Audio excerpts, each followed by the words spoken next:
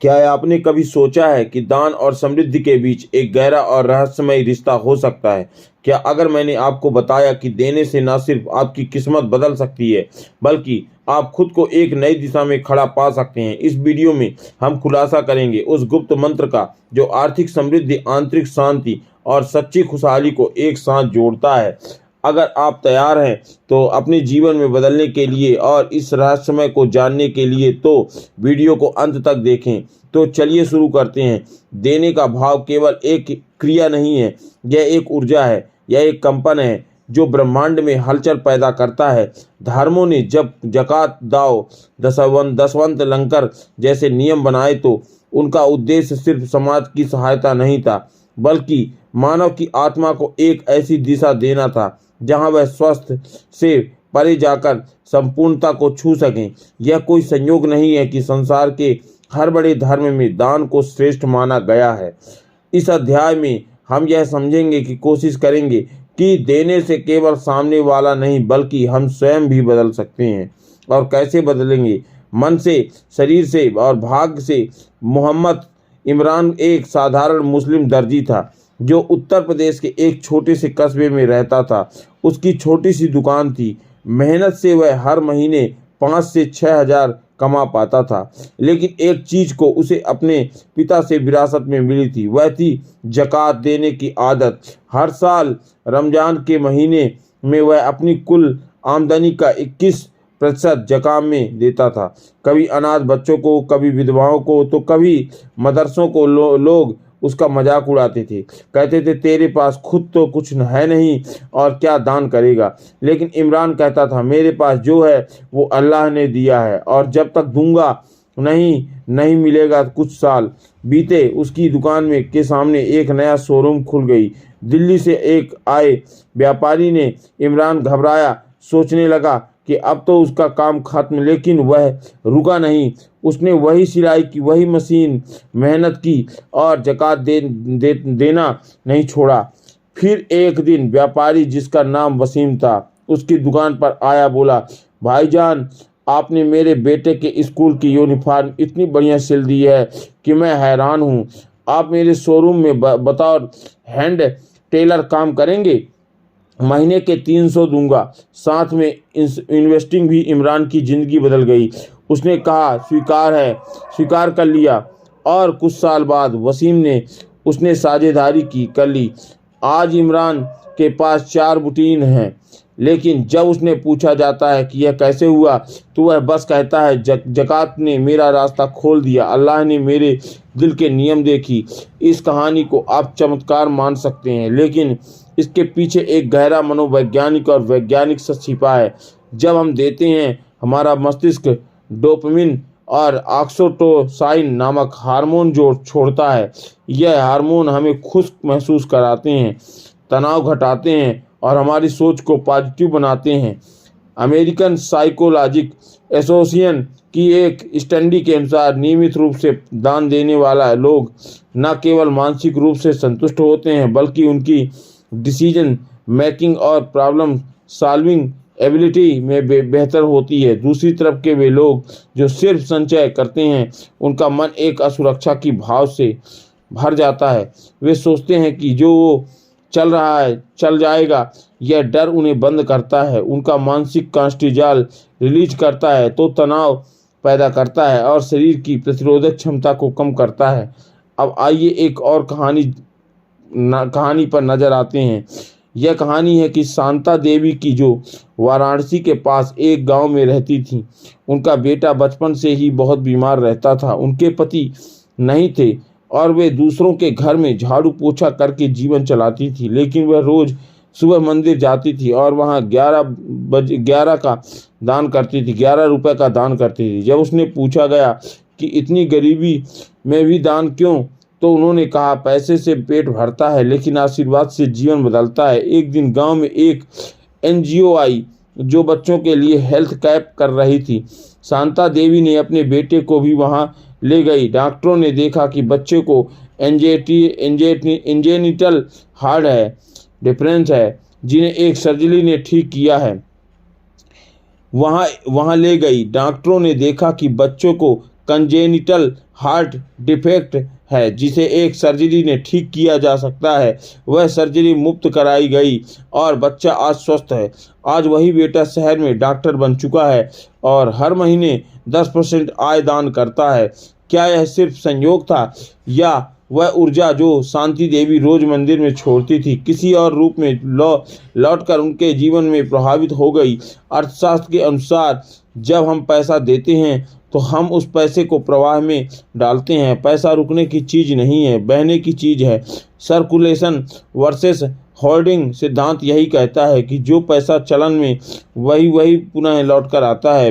ब्याज नेटवर्क अक्षरों के रूप में जब आप पैसा रोकते हैं तो यह मृत हो जाता है, जब आप देते हैं तो वह जीवित रहता है। ब्रह्मांड का भी यही नियम है। अगर आपको कुछ चाहिए तो पहले आपको जगह बनानी पड़ेगी, जैसे कि किसी बर्तन को भरने के लिए पहले से उसे खाली करना होगा। यही सिद्धांत भारतीय दर्शक में भी है। त्याग से ही प्राप्ति होती है। अभी तक जो भी हमने जाना वह सब कुछ इस बात की पुष्टि करता है कि केवल दान केवल धर्म का हिस्सा नहीं बल्कि यह आत्मा ब्रह्मांड के बीच एक संचार का माध्यम है। अब एक और स्तर की बात करें। दान केवल बाहरी क्रिया नहीं है बल्कि एक आंतरिक स्थिति है। जब आप देते हैं आप यह स्वीकार करते हैं कि आपके पास पर्याप्त है। यह भावना आपको अम्बेडेस माइंडसेट देती है और अम्बेडेस माइंडसेट वह ऊर्जा है जो अधिक को आकर्षित करती है। जैसे ही आप इस ऊर्जा के साथ कंपन करना शुरू करते हैं वैसे ही आपका दृष्टिकोण, आपकी बॉडी लैंग्वेज, आपकी बातचीत सब कुछ बदलने लगता है। आप अवसरों को पहचानने लगते हैं, लोग आपकी तरफ आकर्षित होते हैं और ब्रह्मांड आपकी साथ फ्लो करने लगता है। यह बातें कोई रहस्यवाद नहीं है बल्कि अत्यंत व्यवहारिक और आजमाई हुई सच्चाइयाँ हैं। भारत के प्राचीन ग्रंथों में भी यह कहा गया है कि तेन ततेन भजीता यानी त्याग करके भोग करो। इसका अर्थ यह है कि जब आप त्याग करते हैं तभी भोग का आनंद ले सकते हैं। आज का समाज अगर इस गढ़ रहस्य को समझ ले तो शायद बहुत सी समस्याएं अपने आप हल हो जाएंगी। धन का प्रवाह, मानसिक शांति और समाज में संतुलन, इन सब का मूल्य केवल देने में छिपा है। और यह देना सिर्फ पैसों का नहीं होता, समय का, ध्यान, प्रेम का। लेकिन यह दान आर्थिक रूप में होता है तो यह उसका प्रभाव बहुत स्थिर हो जाता है। इसकी अगली बार जब आप मेरे पास क्या है, सोचो कि अब मेरे पास है क्या जो मैं दे सकता हूँ, तो बस इतना याद रखें कि आपकी नीयत ही सबसे बड़ा दान है। और जब आप देने का मन बना लेते हैं तो ब्रह्मांड भी आपको देने के लिए तत्पर हो जाता है। एक पुराना किसान था, धूप में तपकर, बरसात में भीगकर, जिसने खेतों में दिन रात एक कर दिया। लेकिन उसकी ज़िंदगी का सबसे बड़ा कर्म वो था कि जो उसने शायद खुद को भी भुला दिया था। और 20 साल पहले एक बार अनाज का अच्छा भाव मिलने पर उसने एक अनाथालय को गुपचुप पैसे भेज दिए थे। वह दान कोई दिखावा नहीं था, बस एक सेवा भाव था। उसी अनाथालय में पला बड़ा एक बच्चा बड़ा होकर डॉक्टर बना और एक दिन जब वह किसान एक गंभीर बीमारी से जूझ रहा था तो उस अनजान डॉक्टर ने आईसीयू में उसकी जान बचाई। वो दृश्य इतना मौन था, इतना चमत्कारिक था कि ना किसान रो पाया ना डॉक्टर, बस दोनों की आंखें नम थीं। यह केवल पुनर्जन्म का नहीं बल्कि कर्म के फल का जीवन प्रमाण था। दान सिर्फ पैसा देना नहीं होता बल्कि एक चेतना छोड़ना होता है जो समय के साथ आकार देती है। सेवा का भाव यानी निस्वार्थ दान आपके कर्म को परिष्कृत करता है। वेद और उपनिषद बार बार आते हैं कि व्यक्ति का वर्तमान और भविष्य दोनों उसके द्वारा किए गए कर्मों पर आधारित है। दान उसमें सबसे उच्च माना गया है क्योंकि यह स्वास्थ्य को विस्तृत करने की प्रक्रिया है। जब आप किसी की जिंदगी बदलते हैं आप केवल उसकी ही नहीं अपना भी पुनर्जन्म करते हैं। नई पहचान, नया भाग और नया संतुलन लेकर कर्म सिद्धांत और टाइम डिलेना दोनों इस बातों को सिद्ध करते हैं कि आप जो आज देते हैं तो उसका प्रतिफल तुरंत नहीं आता, लेकिन जब आता है तो संपूर्ण होता है। जैसे बीज को अंकुर बनने में समय लगता है वैसे ही सेवा के बीज भी धीरे धीरे फलते हैं। एक आईटी प्रोफेशनल था जिसने CSR फंड के तहत एक गांव में कंप्यूटर लैब बनवाई थी। वो गांव डिजिटल बन गया, बच्चों को स्किल्स मिलने लगे और कुछ वर्षों बाद उसकी गांव के कुछ युवाओं ने उस प्रोफेशनल की कंपनियों को एक साइबर अटैक से बचाया। उस दिन से उसे समझ आया कि उसका किया गया दान वास्तव में निवेश था। आत्मा का सिस्टम और भविष्य का दिखावे में किया गया दान और सेवा भाव से किया गया दान एक जैसे नहीं होते। सिख परंपरा में लंगर सिर्फ भोजन नहीं बल्कि क्षमता का प्रतीक है। अमीर गरीब जात पात धर्म भेद सब भूलकर एक समूह में बैठना, यही दान का शुद्धतम रूप है। यह न केवल भूख मिटाता है बल्कि मन की वास्तविकताओं को भी शांत करता है। लंगर एक मॉडल बन गया सामाजिक सहयोग और आर्थिक संतुलन का। जो सेवा में दिया गया दान होता है वो रचना है, पुनर्जन्म है, कभी अगले जीवन में कभी इस जीवन में एक नए रूप में। जब आप किसी की जिंदगी बदलते हैं तो आपकी आत्मा हल्की हो जाती है। वह हल्कापन ही पुनर्जन्म का प्रारंभ होता है। पुराने संस्कार जलते हैं, नई चेतना जन्म लेती है। इसी को धर्म में पुनर्जन्म कहा गया है। यह कोई भौतिक देह की अदले बदली नहीं बल्कि चेतना का नवसृजन होता है। यह चेतना जब सेवा और दान से उत्पन्न होती है तो वह सिर्फ आपको नहीं पूरे समाज को नई जीवन देती है। दान में छिपा पुनर्जन्म कोई कल्पना नहीं है बल्कि एक बहुत ही सटीक यथार्थ है। बस इसे महसूस करने के लिए चाहिए सेवा भाव, धैर्य, समर्पण। यही वह अदृश्य निवेश है जो कभी खत्म नहीं होता बल्कि समय आने पर कई गुना होकर लौटता है। और उस समय आप समझते हैं कि आपको किसी की जिंदगी बदलती थी और उसी दिन ने आपकी पूरी दुनिया बदल कर रख दी। एक बात जो जीवन की परतों में अक्सर छुपी रहती है वह यह है कि जो चीज़ें दिखाई नहीं देती वह सबसे ज़्यादा असर करती हैं। दान भी ठीक वैसा है। जो कुछ हम देते हैं, पैसा, समय, प्रेम, सेवा, और भले ही किसी खाते में दर्ज ना हो लेकिन जीवन की गहराइयों में वह अपना असर छोड़ता है। इसे हम अदृश्य संपत्ति कह सकते हैं। ऐसी संपत्ति जो ना बैंक बैलेंस दिखती है ना शेयर मार्केट में, लेकिन उसका मूल्य हर कठिन परिस्थितियों में हमें दिखाई देता है। यह कहानी शुरू होती है मुंबई के एक बड़े कारोबारी से जिसका नाम है सुभाष अग्रवाल। सुभाष जी ने एक जाने माने इंफ्रास्ट्रक्चर डेवलपर थे। सुभाष जी एक जाने माने इंफ्रास्ट्रक्चर डेवलपर थे, लेकिन एक बात जो बहुत कम लोगों को पता थी यह कि उन्होंने अपनी पहली बड़ी कमाई का बड़ा हिस्सा एक प्राचीन मंदिर के पुनर्निर्माण में लगा दिया। किसी ने पूछा कि नहीं था कि किसी ने प्रचार किया, बस उन्होंने दिल से मंदिर बनवाए। उसने बाद जैसे उनकी जीवन में कुछ अलग ही कंपन बनने लगे।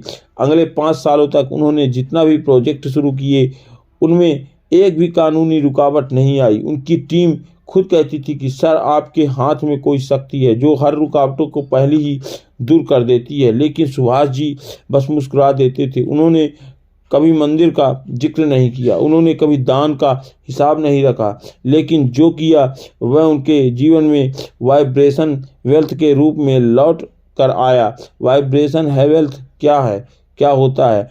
यह वह ऊर्जा है जो तब तक बनती है जब आप बिना स्वार्थ के किसी की मदद करते हैं। जब कोई गरीब आपके दिए गए कपड़े में सर्दी में बसता है, जो दिल से निकलती दुआ है वह कंपन बनकर आपके चारों तरफ सुरक्षा कवच बना देती है। विज्ञान इसे एनर्जी फोल्ड कहता है और धर्म इसे आशीर्वाद। अब कहानी दूसरी है। बेंगलुरु के एक आध्यात्मिक गुरु स्वामी विवेकानंद जी एक शिष्य थे।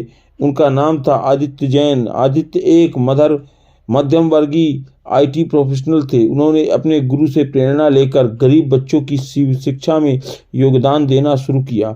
उन्होंने अपने मित्रों के साथ मिलकर एक आशीर्वाद कोष बनाया जिसमें वे हर महीने 10% वेतन जमा करते थे। धीरे धीरे उस कोष से कई बच्चों की पढ़ाई, किताबें और डिजिटल क्लासेस शुरू हुई। लेकिन एक दिन ऐसा आया कि आदित्य की कंपनियां घाटे में चली गईं और छूटनी शुरू हो गई। वह बहुत तनाव में थे और लेकिन तभी एक अनजानी संस्था से उन्हें एक प्रस्ताव आया। विदेशी NGO ने टेक प्रोजेक्ट के लिए फंडिंग। उन समाज सेवा छवि की वजह से उसका नाम सामने आया गया और वह फंडिंग न सिर्फ उन्हें बचा ली बल्कि उनकी एक नई कंपनियां की नींव रख गई। कभी कभी हम जो दान देते हैं वह किसी गुप्त खाते में जमा होता है और जब जरूरत होती है तो वह अदृश्य संपत्ति किसी न किसी रूप में हमारे पास लौट कर आती है, कभी एक मददगार मित्र के रूप में, तो कभी एक सुनहरा अवसर के रूप में, और कभी कभी एक चमत्कार तरह। साइंस इसे एनर्जी एक्सचेंज कहता है। जब हम किसी को कुछ देते हैं तो सच्चे मन से, तो हम अपनी ऊर्जा को बाहर छोड़ते हैं और वह ऊर्जा किसी न किसी रूप में परिवर्तित होकर लौटती है। धर्म इसे कर्म फल कहता है। आधुनिक साइंस इसे मिरर न्यूरॉन थ्योरी और क्वांटम वाइब्रेशन के नाम से जानता है। यह तीसरा कहानी है। राजस्थान के एक छोटे शहर से, जहां एक वृद्ध महिला जिसका नाम था मीनाक्षी देवी हर महीने अपनी पेंशन का कुछ हिस्सा एक गौशाला को देती थी। उन्होंने कभी नहीं सोचा था कि दान उसके लिए कुछ बेहतर आएगा, लेकिन एक दिन उनका बेटा जो कई सालों से बेरोजगार था, उसे इस फार्म टेक्नोलॉजी स्टार्टअप के नौकर का ऑफर मिला। उस कंपनी के मालिक उसी गौशाला को फंड देते थे। एक बातचीत में जब मीनाक्षी देवी का नाम आया तो मालिक ने सीधे कहा, मैं उसी महिला के बेटे को नौकरी दूंगा जिसने मेरी माँ जैसी गायों की सेवा की है। क्या यह सिर्फ संयोग था या अदृश्य संपत्ति का प्रभाव? हम इसे जो भी नाम दें, लेकिन यह सच है कि जो ऊर्जा आप बाहर भेजती हैं वह लौट कर जरूर आती है। इन सभी कहानियों का सार यही है, धन हमेशा केवल नोटों में नहीं होता। कुछ धन शांति में होता है, कुछ संतोषों में, और कुछ समाज में बनी इज्जत में। और इन सब का स्रोत होता है वह दान जो बिना स्वार्थ, बिना दिखावे और पूरी श्रद्धा से दिया गया हो। तो अगली बार जब आप सोचें कि दान करने से आपको क्या मिलेगा, तो याद रखिएगा, कुछ चीज़ें दिखती नहीं है लेकिन आपकी ज़िंदगी, पूरी ज़िंदगी बदल कर रख देती है। यही होती है अदृश्य संपत्ति। पैसा अगर एक जगह रुक जाए तो सड़ जाता है, लेकिन जैसे तालाब का पानी धीरे धीरे बदबू देने लगता है, वैसे ही जमा हुआ पैसा धीरे धीरे हमारे जीवन में ऊर्जा खींचने लगता है। यह बात कोई नहीं पर समझ में तब आती है जब कोई साधारण इंसान असाधारण जीवन जीने लगता है, सिर्फ इसलिए क्योंकि उसने पैसे को बहने दिया, प्रवाह में रखा, रोका नहीं। मध्य भारत के एक छोटे से शहर में एक टैक्सी ड्राइवर रहा करता था। नाम था शंकर, जिसकी जिंदगी में बड़ी सादगी थी और आमदनी सीमित, लेकिन उसका दिल बहुत बड़ा था। वह हर सवारी से एक मंदिर के नाम पर अलग रखता था। किसी ने नहीं कहा, किसी ने नहीं सिखाया, उसका निजी संकल्प था। उसने कभी ना तो प्रचार किया, कभी ना तो सोशल मीडिया पर फोटो डाली। वो बस देता था, रोज थोड़े थोड़े करके, सालों तक। फिर एक दिन एक विदेशी सवारी उसकी टैक्सी में बैठी।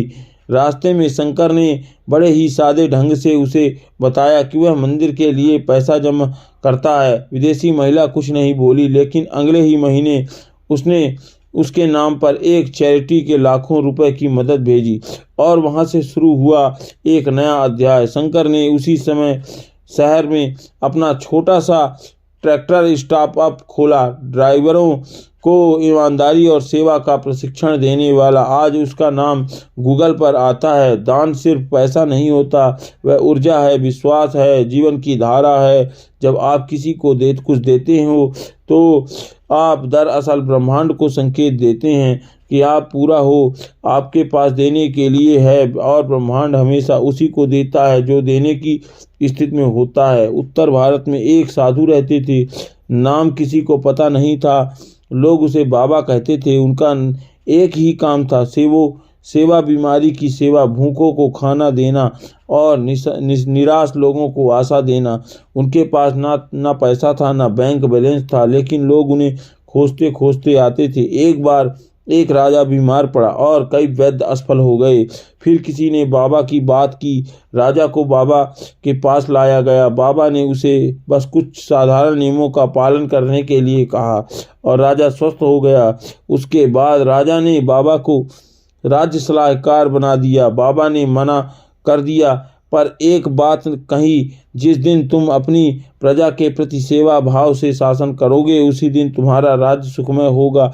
सेवा का भाव सिर्फ दूसरों को नहीं बदलता, यह खुद आपकी चेतना को बदल देता है। जब आप भाव में जीते हो तो डर, लोभ और असुरक्षा जैसे भाव खुद ही दूर हो जाते हैं। आप खुलते तो हो, जब आप खुलते हो तो दुनिया आपको वैसे ही रिसीव करती है। मनुष्य का सबसे बड़ा भ्रम यही है कि पैसा जोड़कर रखो तभी सुरक्षित हो रहोगे, लेकिन सच तो यह है कि जो देता है वही सबसे सुरक्षित होता है, क्योंकि वह ब्रह्मांड से जुड़ा जाता है, उस प्रभाव को से जो सबको देता है बिना थके। हमने आज तक जितनी भी असली कहानियां देखी, चाहे वह छोटे दुकानदार हों, किसान की हो या फिर किसी बड़े कारोबारी, एक बात कॉमन मिलती है, उन्होंने जहाँ जहाँ सेवा और दान का भाव रखा वहाँ जिंदगी ने चमत्कार दिखाए। शास्त्रों में कहा गया है कि तेन तग तेन भुजी था, यानी त्याग से ही भोग संभव है। जो सिर्फ अपने लिए जोड़ता है वह खो देता है, जो सबके लिए जोड़ता है वह खुद को पा जाता है। सेवा, विश्वास और भाव, यह तीनों जब जीवन में उतरते हैं तो व्यक्ति साधु हो जाता है।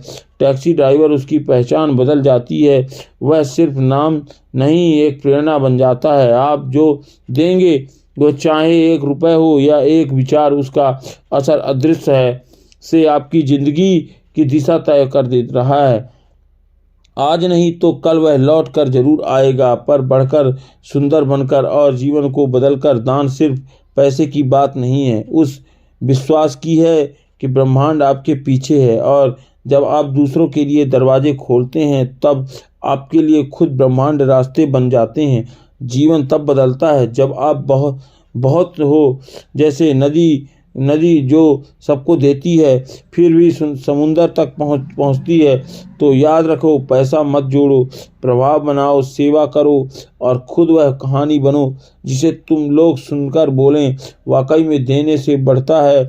वह वृद्धि दंपत्ति बहुत साधारण थे, ना ज़्यादा पढ़े थे, ना ही सोशल मीडिया पर छाए रहने वाले, लेकिन एक दिन जब देश के प्रमुख अखबारों में उनकी तस्वीर छपी तो हजारों लोगों ने आंखें पहुंची। उनकी आंखों में कोई संतोष था, कोई हल्की सी चमक थी, यह कह रही थी कि हमने कुछ ऐसा कर दिया जो शब्दों में नहीं समाता। उनके अपने गांव में स्कूल नहीं था, अस्पताल नहीं थी, सड़कें टूटी हुई थीं। वे चुपचाप वर्षों से इस व्यवस्था को देख रहे थे। फिर एक दिन उन्होंने अपनी सारी संपत्ति गांव के उत्थान के लिए दान कर दी। खेत, मकान, बैंक बैलेंस, सब किसी को कुछ पता नहीं था। उन्होंने जो किया वह अपने लिए नहीं, अपने अंदर के ईश्वर के लिए किया। वह कहते थे, जब तक पैसा हमारे पास था हम ही उसके सेवक थे, अब हमने उसे सेवा का माध्यम बना दिया है। इस एक घटना ने पूरे इस गांव की तस्वीर बदल दी।